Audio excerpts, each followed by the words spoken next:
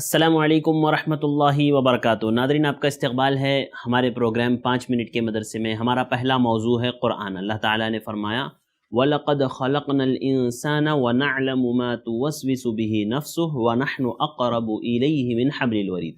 ہم نے انسان کو پیدا کیا اور اس کے دل میں جو خیالات اٹھتے ہیں ہم ان سے واقف ہیں، اور ہم اس کی شہ رگ سے بھی زیادہ قریب ہیں۔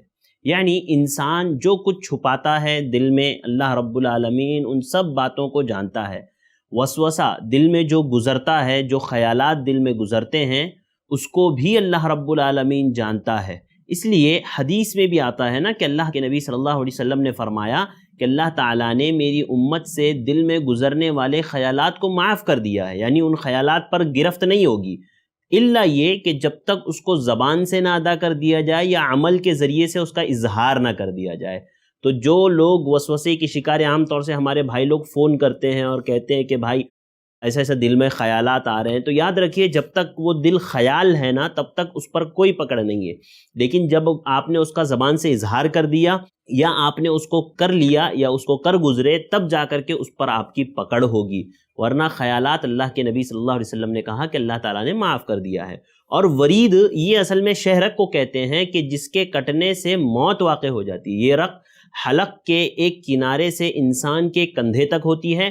ہم انسان کے بالکل اتنے قریب ہے جتنا کہ اس کی وہ رگ قریب ہے۔ اور بعض لوگوں نے، جیسے امام ابن کثیر رحمہم اللہ ہے، انہوں نے کہا کہ نحنو سے مراد فرشتے ہیں، یعنی دو فرشتے جو انسان کے ساتھ ہیں نا، یعنی جو اللہ تعالیٰ نے کہا نا کہ ہم شہ رگ سے بھی زیادہ قریب ہے، تو اس سے مراد دو فرشتے ہیں جو انسان کے کندھوں پر ہمیشہ ہر وقت موجود ہوتے ہیں، اس کے ساتھ ہوتے ہیں۔ بات بتانے کی یہ ہے کہ اللہ رب العالمین ہم سے بالکل قریب ہے۔ مجھے اور آپ کو چاہیے کہ ہم اللہ رب العالمین کو پکاریں، اللہ تعالیٰ سے مانگیں، اور ہر برے عمل میں یہ ڈریں، ہم یہ ڈریں کہ کہیں ایسا نہ ہو کہ اللہ رب العالمین ہمارے اس عمل کی وجہ سے ناراض ہو کر کے ہمیں جہنم میں داخل کر دے۔ اللہ تعالیٰ مجھے اور آپ کو اس سے محفوظ رکھے۔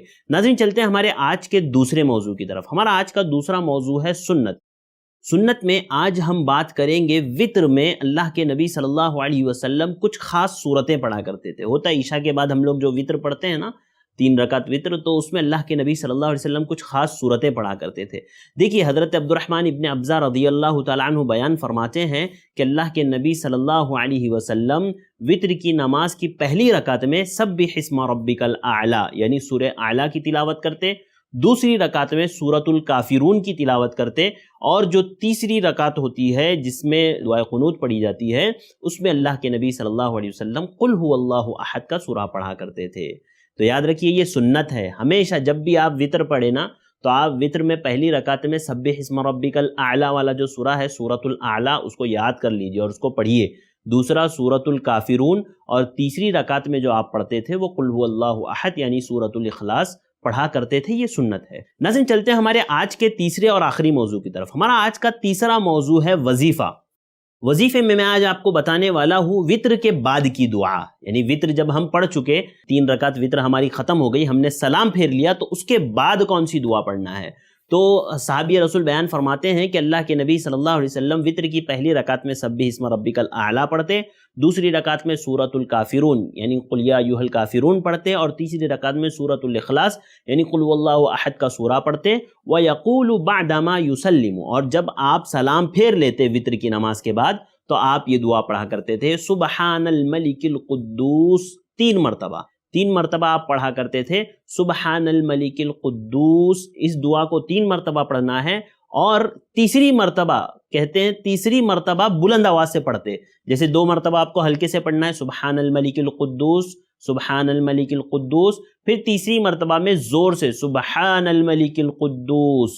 اور ایک اور روایت میں ہے کہ آپ مدہ کرتے یعنی کھینچ کر کے پڑھتے قدوس کو۔ جیسے دیکھیے جیسے ہی آپ نے وطر پڑھ لی، آپ کی 3 رکعت وطر ہو گئی، وطر ہونے کے بعد جب آپ سلام پھیر لیں گے، سلام پھیرنے کے بعد آپ کہیں گے سبحان الملک القدوس سبحان الملک القدوس سبحان الملک القدوس۔